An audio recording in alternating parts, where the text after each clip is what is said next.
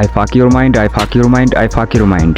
আমি সেই সব চিন্তা ভাবনার মানুষকে চুদি যেসব মানুষ চিন্তা ভাবনা করে যে শুধুমাত্র মেধা দিয়েই বিজনেস করা সম্ভব, এবং আমি সেই সব মানুষকে চুদি যেসব মানুষ মনে করে কোটা বিরোধী আন্দোলন শুধুমাত্র সরকারি চাকরির জন্য। যদি কোনো বিষয় নিয়ে কথা বলতেই হয় তাহলে সেই বিষয় নিয়ে আগে চিন্তা ভাবনা করে তারপরে কথা বলতে হয়। কোনো প্রকার চিন্তা ভাবনা না করে কোনো কিছু না জেনে সেই বিষয় নিয়ে কথা বলতে এসে নিজেকে আবালচোদার পরিচয় দিস না। হ্যালো ভাই brother and sister, welcome to Roasted Mafia. বরাবরের মতো হাজির হলাম নতুন একটা ভিডিও নিয়ে।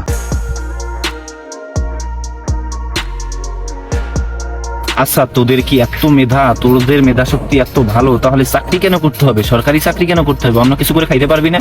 অন্য কিছু কর, ব্যবসা কর, অন্য কিছু কর, ভালো হবে তো। মেধা খালি সরকারি চাকরি করা মেধা নাকি? এই মেধা কি শুধু সরকারি চাকরিতেই খাটবে, অন্য কোথাও খাটবে না? এই মেধা অন্য কোথাও খাটা। তোদের মেধা তো খুব ভালো। দেখো, এই ভিডিওতে কি বোঝাতে চাইছে যে শুধুমাত্র সরকারি চাকরির জন্য কোটা বিরোধী আন্দোলন করতেছে ছাত্ররা। আর এই ভিডিওটার সাথে যদি তুমি সহমত হও তাহলে তুমি সম্পূর্ণ একটা আবালচোদা। হ্যাঁ, তোকেই বলতেছি, তুই সম্পূর্ণ একটা আবালচোদা। আর এই ভিডিওটার সাথে যদি তুমি সহমত না হও ঠিক আমার মতো, তাহলে তুমি একজন স্টুডেন্ট, তুমি একজন ছাত্র। কোঠা মুক্তিযোদ্ধার নাতিপুতিরা পাবে না, পাবে কি রাজাকারের নাতিপুতিরা? এই কথার মানে যারা বোঝে না তারা কিসের মেধাবী, কিসের ছাত্র? এই বেটা, তুই কি রাজাকার? তুই কি রাজাকারের ছেলে? তুই কি রাজাকারের নাতি? তুই কি রাজাকারের পুতনি? তাহলে তোর জলে কেন, তোর গায়ে লাগলো কেন? তোকে বলেছে? তাহলে যারা এই কথার মানেই বুঝতে পারেনি তারা আবার কিসের ছাত্র, কিসের মেধাবী? এদেরকে প্রয়োজনই নাই।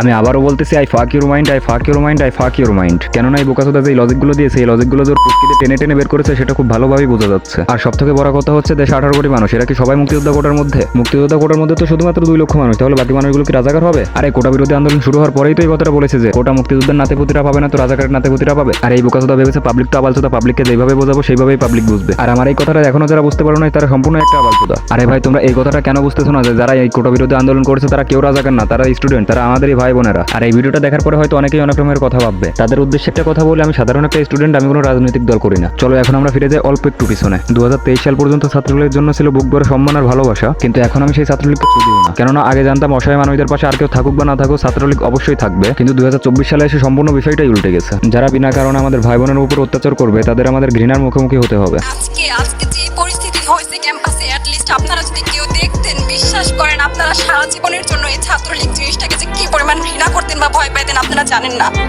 এরা আমাদের সামনে রড দিয়ে পিটায়া, ছেলেগুলারে রড দিয়ে পিটায়া একদম মাথা মরা করে ফেলছে। তারা এসে আমাদের পিছনে লুকাইছে, আমাদের বোরকার পেছনে, আমাদের ওড়নার পিছনে লুকায় বলে, আপু আমাদের একটু লুকায় রাখেন, আমাদের ওরা মাইটা ফেলবে, আমাদের বাঁচান আপু বাঁচান। আমরা তাদের ওড়না দিয়ে বোরকা দিয়ে লুকায় রাখছি, সেইখান থেকে আমাদের ধাক্কা দিয়ে ফেলে দিয়ে তাদের বের করে আবার মাথায় রড দিয়ে মারছে।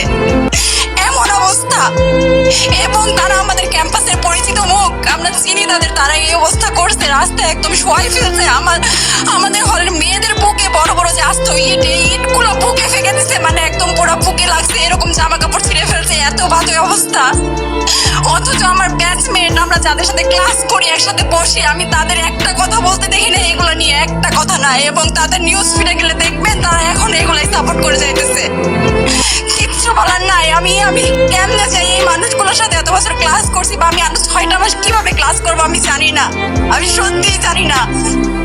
এটা শোনার পরেও জানি না কে বা কারা এই ছাত্রলীগকে সমর্থন করবে। এরপরেও যারা ছাত্রলীগ সমর্থন করবে, আমি মনে করি তারা নিজেদের ভাই বোনের রক্ত পান করেছে। চলো এবার ধরে কিছু হিজলে ইউটিউবারদের, মানবতার ফেরিওয়ারদের। হ্যাঁ, এরাই সেই মানবতার ফেরিওয়ারা যাদেরকে শুধুমাত্র পানির বন্যা হলেই দেখা যায়, রক্তের বন্যা হলে নয়। মানে হলো তোমারটা তোমাকেই দিলাম, তবে আমার নামে চালিয়ে দিলাম। যারা বুঝতে পারোনি তাদেরকে আমি বুঝিয়ে দিচ্ছি। সিলেটে বন্যা হয়েছে, 1 থেকে 2 হাজার টাকা শুকনো খাবার নিয়ে চলে গেলাম ভিডিও করতে। আর সেই ভিডিওতে বিকাশ নগদ রকেট নাম্বার দিয়ে দিলাম। আর সেই নাম্বারে তোমরা তোমাদের সামর্থ্য অনুযায়ী টাকা পাঠালে, আর সেই টাকা দিয়ে খরচ বরচ করে যা বেঁচে থাকলো সেটাই দিয়ে দিলাম তাদেরকে আমার নাম করে। তোমাদের টাকাই তোমাদেরকে দিলাম, দিন শেষে আমি মানবতার ফেরিওয়ালা হয়ে গেলাম। আর যখন দেশের রাজপথে রক্তের বন্যা শুরু হলো তখন তাদের কাজটাও বেড়ে গেল। অজুহাত দিয়ে দিল আমরা ছিলাম ব্যস্ত, অজুহাত দিয়ে দিল আমরা ছিলাম দেশের বাইরে। যারা তোদের ভিডিও দেখে তোদেরকে সাপোর্ট করে এই পর্যন্ত এনেছে, আজ তাদেরকেই রাজপথে ফেলে মারা হচ্ছে। তোদের ভিডিওতে কোনো উড়াদুরা বুড়া দেখে না, দেখে এই সব ছাত্ররা। আর সেই ছাত্রদেরকেই গণহত্যা করা হলো, আর এরা বসে বসে মজা নিল। সবশেষে কিছু ইউটিউবারকে দেখা গেল রাজপথে, আর যারা মানবতার ফেরিওয়ালা তারা ঘরে বসে আছে লেজ গুটিয়ে। যাদের মধ্যে একজন আছে আমাদের ভালোবাসার মানুষ ওমর অন ফায়ার, আরো একজন আছে আমাদের গেমিং কন্টেন্ট ক্রিয়েটর ইটস কাব্বু ভাই। দেখো, ইটস কাব্বু ভাই মাঝে মাঝে হ্যাকারদের প্রমোট করে থাকলেও তার ভালোবাসা যে মানুষের প্রতি কতটুকু সেটা তোমরা বুঝেই গেছো।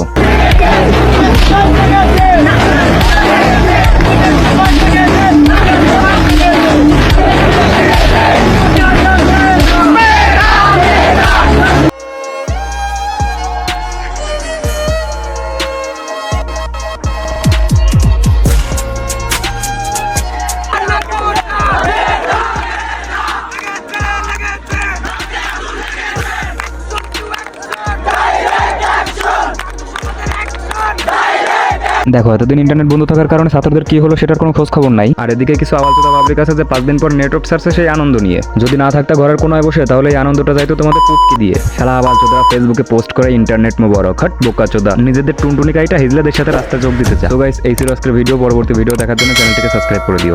সালাম জানালেও তো হয় কম, কিভাবে দেব প্রতিদান, সেলুট জানাই তোমাদের মন থেকে, তোমরাই তো বাংলার আসল প্রাণ।